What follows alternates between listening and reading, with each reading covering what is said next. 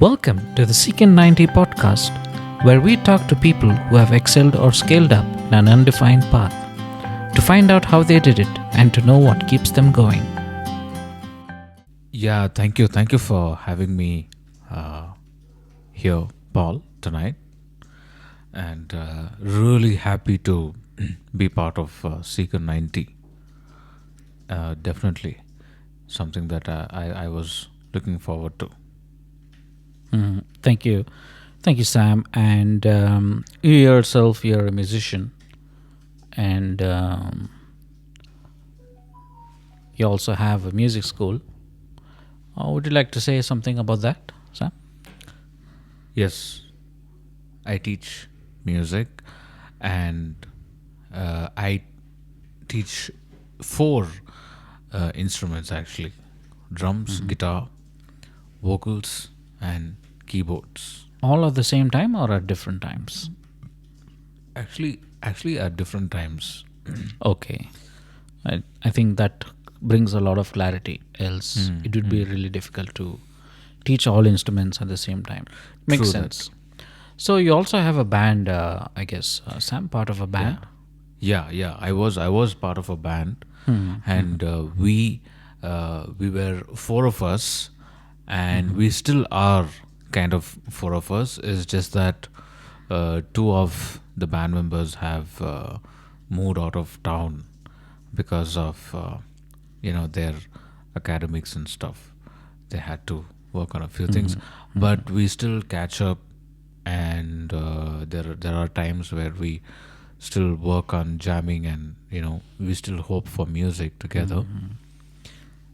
And and right now is just me and Rishan. I think you might know him. Uh, so so Rishan and I, we just met, and we just thought, okay, fine, let's see how it goes, and we just started recording and programming drums and other instruments, since it was just two of us, and we kind of are working on a few things right now. That's great. That's great. But how did your music journey start, Sam? How did you realize that this was your destiny? Okay, how did I realize? For me, music was something that came to me. I never went behind it. Can you explain that, Sam? Music Okay. came to me. How do you explain So- that? How do you? So when I was 11 years old, Mhm. I never thought of music. And my dad was the one who said, you guys need to get into music and go for music classes. And me and my brother went for classes with this one person from church, and it started there. And so yeah, I was put in that environment, and then I took a break actually during my college times, because But Sam, usually when people start learning music, they think of it as a hobby that they can get good at eventually as the days pass by. But what made you decide that, hey, this is not just a hobby for me, but I think this is going to be my career? What was that point? That point of realization for you? yeah, that point of realization came from a friend of mine who told me, that I was actually doing radiology, and so Could this you friend tell of us something about that? I mean, what is radiology? Is it study of radios? not exactly. Radiology has a lot to do with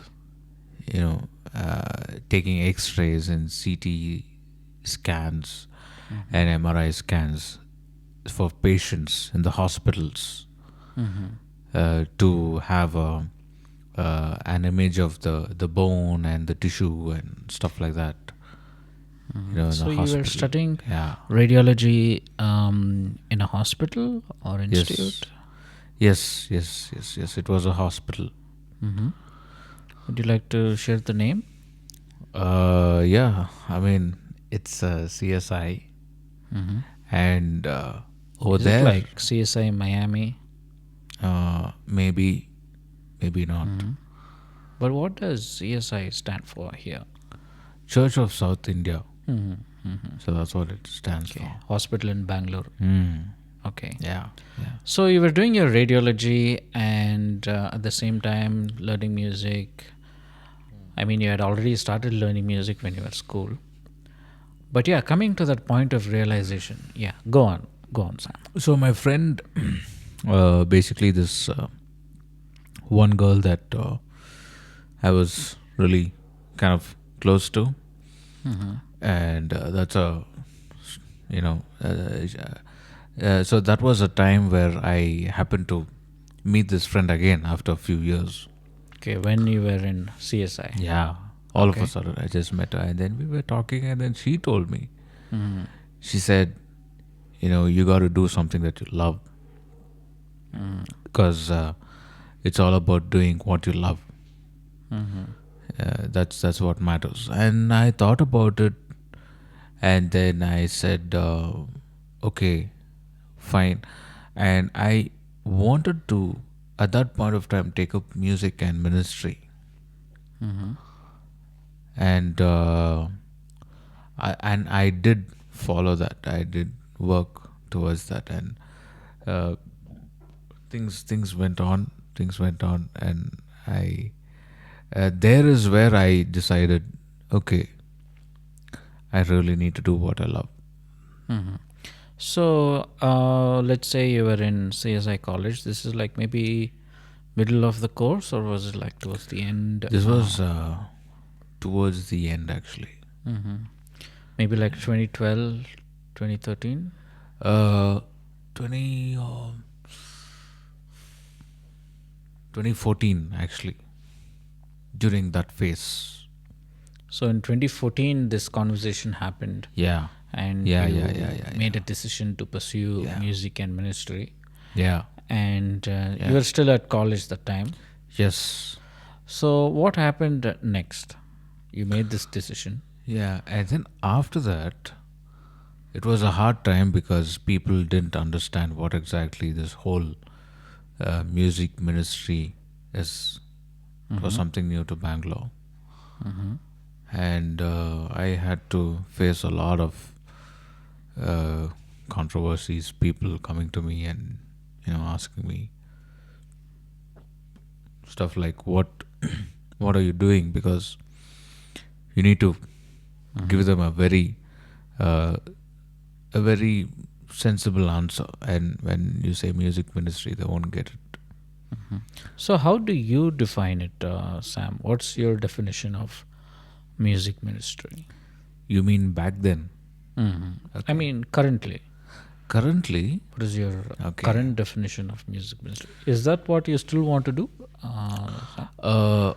Right now, yes, but then the way I see it now is slightly different, Mm-hmm. because music ministry, when you say that, it is something to do with how you can ministry itself. If you talk about it, is it can be called as how, in a very simple way, it can be called as how you can comfort someone, because So, if I have to put that together, your definition of music ministry is comforting people through music. yes, Sounds a lot like music therapy. of course, yeah. So, that's what you wanted to do in 2014, and that's still what you want to do in 2023. Yes. Uh, what I would say is, right now, I mean, ministry itself, right, about giving the gospel and all of that, Mm-hmm. is something really good. But now people really don't like the concept of you forcing something on them. They don't like that. So you said gospel. What do you mean gospel, Sam? Gospel of the Christ coming down to earth, and the whole concept of saving the whole world, right? So that's where ministry, the word ministry, comes from. But So evangelism was also evangelism, one of yeah, your evangelism, yeah, goals. yeah. So how has it evolved now? So Hmm. trying to organize thoughts here. In 2014, you wanted to do music ministry, and your definition of music ministry is comforting people through music. And today in 2023, that goal remains the same. You want to do music ministry, comforting people through music. Or in other words, for the sake of our audience, we can say music therapy. That's what you wanted to do. But previously, there was also an angle of evangelism, sharing the gospel, Christian missionary work Yeah. through music. And now, are you saying that angle has faded, or it's not very prominent right now in your agenda? I wouldn't say prominent. I wouldn't say faded. But what I would say is the angle is a little different, because when you talk about religion, right, it's a very complicated subject. And when you talk to anyone, whether he's from another religion or whether he's an atheist or whether he's a skeptic or whoever, the first thing is they just want to bring out what they have in mind.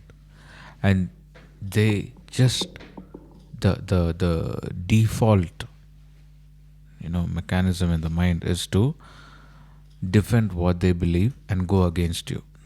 That's the first thing. Whether he's a Hindu or whether he's an atheist or whoever he is, because according to them, and even according to us also, every human being thinks that he is right. So the whole point of you bringing out your point to them and convincing them and trying to really focus on making them understand what you have in mind is not going to work out. Yes. I sort of agree to that, Sam. Imposing your beliefs or doctrines is the hard route. But I liked your concept of music therapy, because people are, if you say people are not ready to accept my beliefs, that's fine. There's no obligation to accept. But people are always ready to accept comfort, Comfort, yes. because I feel every person is going through something. And I read a quote sometime back that more people go to bed discouraged than hungry. So yeah, coming back to your journey, Sam. 2014, you made this decision and you wanted to do music therapy, and you were in college. And then what happened after that? And then and then I was thinking of a lot of things, and then I ended up being part of Chai 316. So you finished your course, or did you drop out of it? No, I finished it. Finished. So you are a Certified. certified radiologist. Yes. Okay. Yes, sir. Okay. Okay. So you've finished your course, and then you said Chai 316. Can you explain a bit on this? What is this? Okay. Chai 316 is a place, or you can call it a ministry that caters to young people mostly.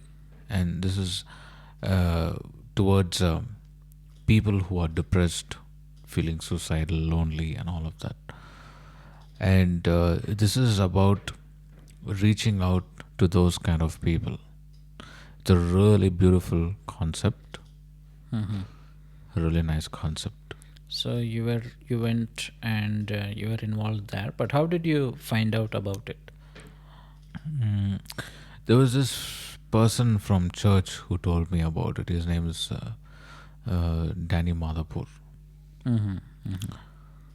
So he told me about it. This was the time when I was looking for this so-called music ministry, Mm-hmm. and that was the time where he came to me and he told me about this. And then I said, "Oh yeah, why not? Why not?" Mm-hmm. So let's say 2015 you joined Chai 316. And how long were you there?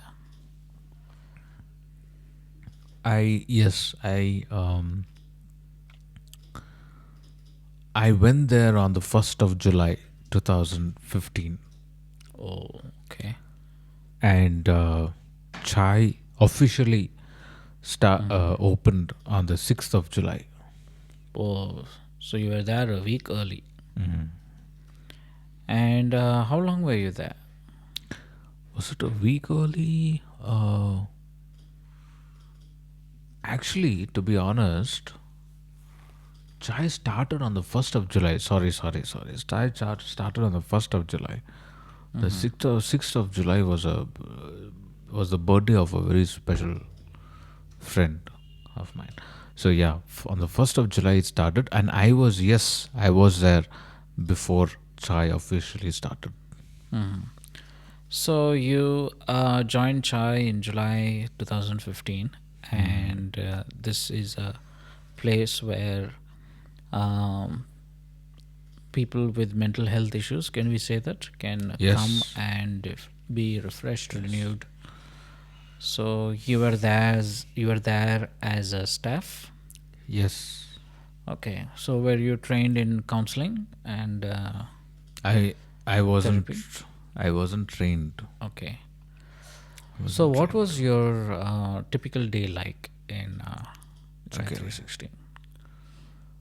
Uh, so we would wake up and start off by having devotions like around 7:30 or 8. I think 7:30. I guess, yeah, 7:30 in the morning. Mm-hmm. Something around that time. Yeah, I think 7:30. Yeah. So we start off our devotions, and then after that we would just clean up the entire place. And clean up, as in, it has a lot to do with mopping and sweeping and, you know chairs and all of that. And and then after that people would start coming inside Chai, the place, and we would serve them coffee, sorry, tea, different flavors of tea. And we would start building a relationship with them, with the customers. Basically, it's all about listening to them and being a good friend, because they can't open up to people at home. They can't do that. But to us, they can just say whatever they want to. So that's an advantage for them. And what Benny told me, he said 60% of therapy is listening. 60%. So that's one thing that I remember from that place. And just 40% is what you say to them. Mm-hmm. So you were there for how many months or years? I think, oops, sorry. I was there for about 3 months, Mm-hmm. and then I had to move out Mm-hmm. for certain reasons. And after you moved out Hmm. of Chai 316, which were or what was the next stop in the journey?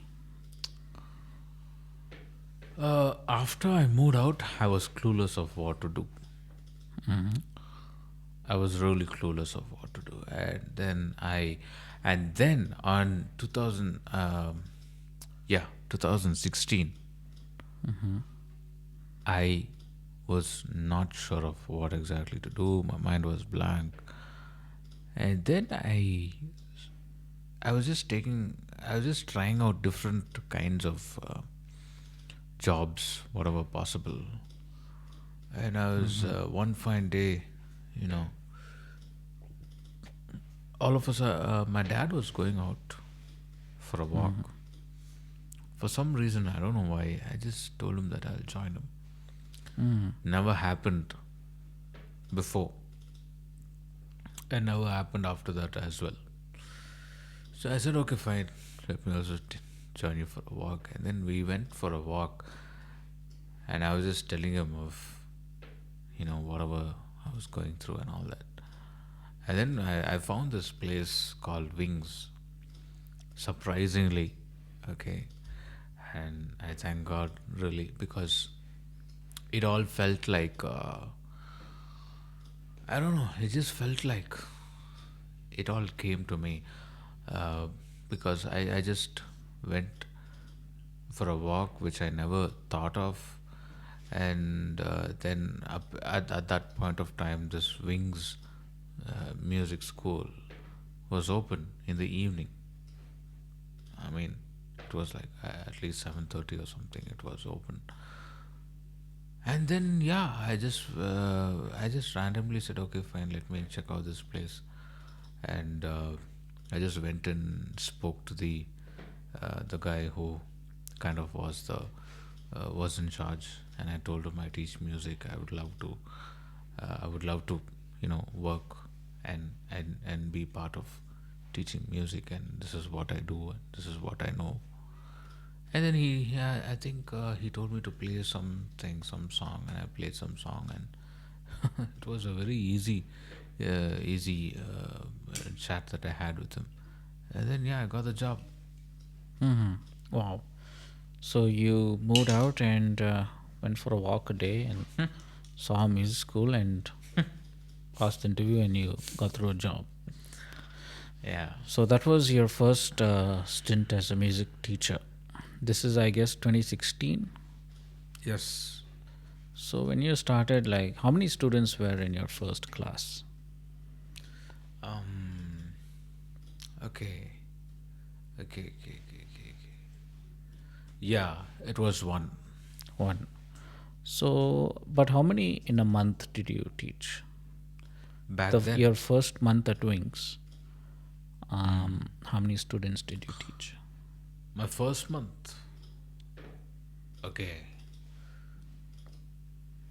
My first month, I remember, I I got 1,000 rupees from each student back then. And my first salary was something like 3,000. So that means three students. Yeah. So now, let's say last month, how many students did you? How many Oh wow. students were Yeah. taught in TMS, Total Music School? You don't have to mention the money, but at least just the number of students. This is over 30 or 33 students. Wow. So Yeah. in a matter of 7 years, Yeah. there's a growth of 3 to 33. Yeah. That's like 10 times more, Yeah. 10x growth Yeah. in 7 years. That's an amazing journey. So right now, do you still teach at Wings Music School? At Wings, I still do, but then I'm focusing a lot on Turtle, because at Wings, right, it's more of percentage. 50% goes off to Wings, and 50% is what I take. But in Turtle, 100% is what I take. So I'm focusing on on Turtle. And the Total Music School is something that you started, and you can sort Yeah. of call yourself as the founder slash director or CEO or CMO, Chief Music Officer. So, Sam, what's different about TMS, Total Music School, from every other music school out there? What do you think sets your school apart? What uh, you know what is really different about Turtle is that we work on a lot of things that other schools don't do. Okay, I'm not trying to put down other schools, but just, speaking out from the heart. Like, can you give a few examples? Like, we work on competitions. We have competitions. We go to the music studio and we work on jam sessions, and we work on recordings, making music videos, and we also focus on live events. I mean, where these are the people who learn music are kids mostly. So we are focusing uh, on small gigs, not big gigs, because kids can handle small gigs. So this is what we do, and yeah, it's definitely something that stands out. Yeah. That's amazing, Sam. Really inspiring to hear. So this is your teaching track, but you've also mentioned about music therapy. I mean, that was one of the starting goals. Yeah. So along with this, have you or are you investing any time and effort in that track as well? Yes, music therapy. We have, a two-piece band, and we've recorded a song as of now. And alongside teaching, this year, 2023, we are focusing on playing live as a band. And when I say as a band, I do not, I mean, yeah, definitely Turtle, students of Turtle who would perform at certain gigs. And apart from that, the other side is performing as a band, as in me and my band mates. The band, which is totally different. And this is like songs that we have composed, songs that we have recorded. So this is your musical band, Yeah. your live performances. Yeah. But something more specific to music therapy, are you planning to start? Is that an area where you're planning to dig deeper on what it is and how it can help people and how it can be delivered Mm. to people? I think Yeah. it's a very vague Yeah. domain in music Yeah. Yeah. and therapy. That. And I myself, I don't know much about it, but maybe at a very high level. So I think it's an area where I feel you should dig in a little more, and maybe the next podcast we have, you can share some Yes. insights, Yeah. Yeah. because along with increase in pollution, traffic Mm. development, there's also a drastic increase in stress Yeah. and mental health issues. Yeah. So, listening to you, I feel you've had a background in therapy and music, some exposure, even if not officially, there has been some exposure. So, combining these two and doing something in music therapy, I think would like be a game changer for you. So, all the best to that. And any closing comments to the listeners, especially the young students Yeah. who, like you, may be thinking of pursuing music as a career? What do you say? Okay. Do you advise this? And if yes, what are some things they have to keep in mind? Okay. For musicians, what I would say is music is something that you need to be born with. A lot of people work hard on music, practice. That's great. They come to some place, they come to a really good place. But when you're talking about a real musician, you got to be born with it. It's not something that you work towards. So, how does one find out if he or she is born with this music talent? How do Yeah, you find out? that person will know. We it's a very strong conviction to that person, because a lot of people try so hard, and still things don't work out. But some people don't try hard at all, and music just happens to them. So if there is a person who's born with it, he or she will just know it. Nobody has to tell them, or nobody has to motivate them or anything. They just know it. They just know it. That's how it is. Okay. And once they know, what next? And once they know, they need to hold on to that dream and goal they have. They will have a lot of oppositions, challenges, people looking down on them, and all of that. It's a really painful road, to be honest.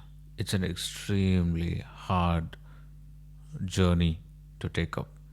Being a musician is absolutely a very hard journey, and in spite of all that, if they still hold on to it, definitely there is something great coming up. Thank you so much, Sam, for your time, and wishing you all the success in your continued growth of Turtle Music School, Thank you. in your band performances, live performances, and studio recordings, and also in the new venture that you're going to pursue in music therapy. I'm hoping that when we meet again, we would be able to talk a lot Yes. on music therapy. That's something I'm looking forward to, something that I'm excited about. Thank you so much, Sam, for your time. Thank you. Thank you for having me. Glad to be part of Secant 90, and looking forward to catching up again. We hope this episode added to your learning journey. Don't forget to subscribe to stay updated on future episodes. Have an excellent week ahead.